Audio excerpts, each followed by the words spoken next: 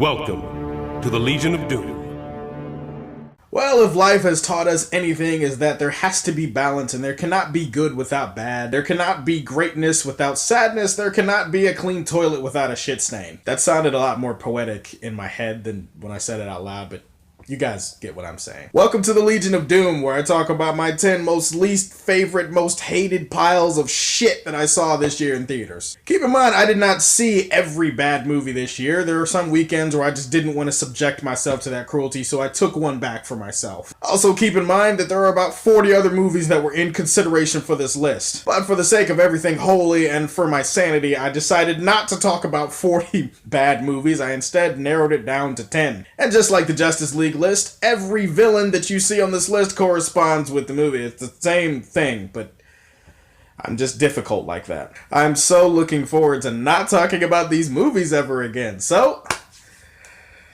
let's get into it.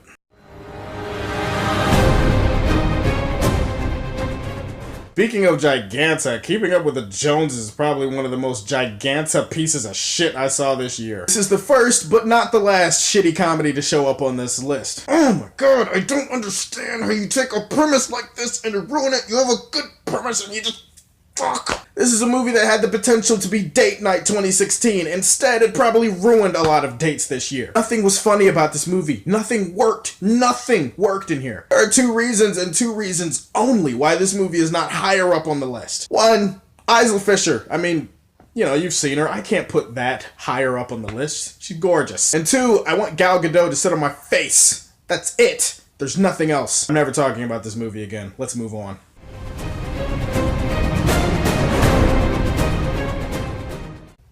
Oh my god. Oh my god. How in God's name do you make a movie about assassins boring as shit? Oh, I know. Just take 80% of the cool shit that you do in the game and spend 70% of the movie not doing it. You know what? I could have forgiven the shitty characters and the stupid nonsensical plot that doesn't make any sense. You know what I can't forgive? Shitty ass action sequences. Every single time something started to look cool or awesome in this movie. Yeah, oh yeah, that looks, oh well, yeah, we're back in the modern day, so that's ruined. Seriously, it's like waiting to see something awesome and then something basically comes to say fuck you right before you see it. Don't know how frustrating that is? Look at this shit.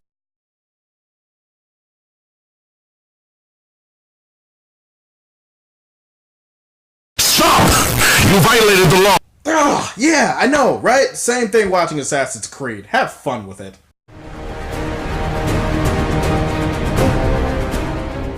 Just like Black Manta, I want this movie to drown at the bottom of an ocean and never be seen or heard from ever again. It should tell you something that I was so angry about this movie that I decided not to even do a review for it. Yeah, go ahead, search my channel. You're not going to find any review for Ice Age Collision Course. When you have sloths doing hashtag tweets in the middle of an extinction level event, it just tells me that the people behind this thing should have stopped a long time ago. The movie is stupid, the characters are dumb and boring and not even funny anymore, and I know it's a kid's movie, but there's only so much illogical bullshit I can take. People who are making these Ice Age movies, I just have one simple request. Stop! Stop!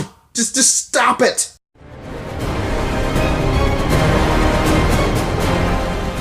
Told you we'd get some more shitty comedies on this list. What the hell was Masterminds all about? Oh my god, I actually had to sit through this thing.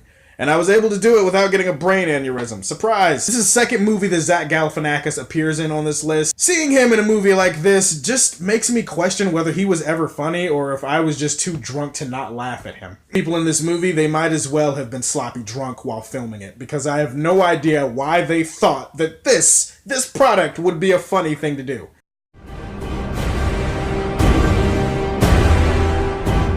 We all have that movie where we're sitting on a couch with a friend watching a game or watching a TV show, and then a trailer for a really shitty movie comes on screen, and you take one look at your friend, and your friend looks at you, and you both go, yeah, that's gonna be a piece of shit. Thank you for proving me so right, Gods of Egypt. This movie looked like a PlayStation 2 screensaver. There was an overabundance of really shitty-ass CGI. The acting in this movie was... oh boy. This movie made me want to laugh, it made me angry, it made me bored. For some reason I got hungry 5 minutes into watching this thing. Oh my god, this thing gave me hormones. Gods of Egypt officially gave me a cinematic period. How did that happen? We all knew. We all knew. Gods of Egypt, thank you for being exactly who we thought you were.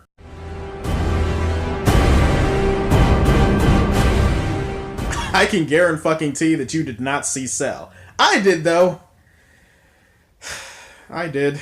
Look, there's no sugarcoating it. Cell is a cinematic and technical failure on every single level. It's like Sinestro using the Ring of Fear was trying to influence these people to be afraid to make a good movie. The ending of this movie is probably the most hilarious and awful thing that I've ever seen in my entire life. If you want to see John Cusack and Samuel Jackson sleepwalk their way through a shitty movie of cell phone zombies, be my fucking guest. Me?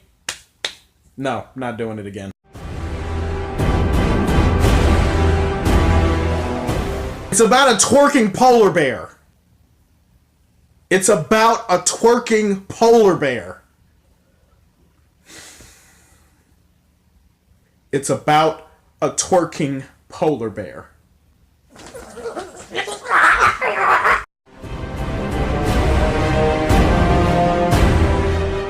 Wasn't Marlon Wayans funny at one point in time? I remember 50 Shades of Black. How the fuck do you make a spoof movie that's worse than the actual movie you're spoofing? I thought 50 Shades of Grey was low levels of shit. This? Much worse. Everything was really awkward and forced and unfunny in this movie. They tried to go for shock value, but instead, it really felt like Gorilla Grodd, just a big ass pile of monkey shit just put on screen for all over an hour and a half. Marlon Wayans humping a wood doll and beating someone in the ass with a chair. It's no, stop, just stop. Fuck.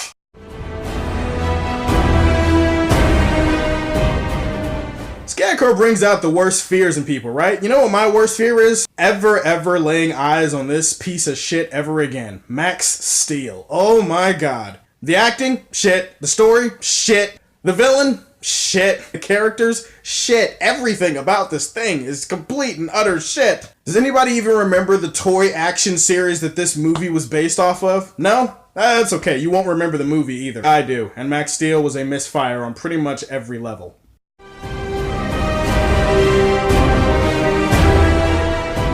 We have reached the evil mastermind of 2016, the thing that orchestrated most of my pain and sorrow and suffering this year going to the movies. 9 fucking lives. You know what? I could talk about the fact that everybody in this movie looks like they're sleepwalking or like they don't really care of being there. I could talk about the CGI cat and how awful that looks. I could talk about how boring, predictable, and cliche this thing is. I could talk about the dumbass scene where the two stooges decided to tase a cat. I could talk about the fact that this movie is so tonally fucked up it has no idea who its audience is. But you know what? I'm not gonna drive myself crazy. Instead, I'm gonna do something therapeutic.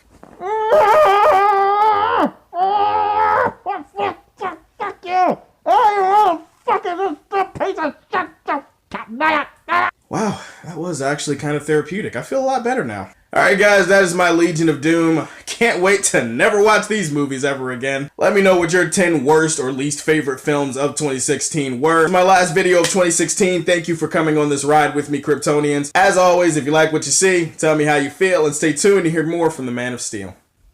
Peace.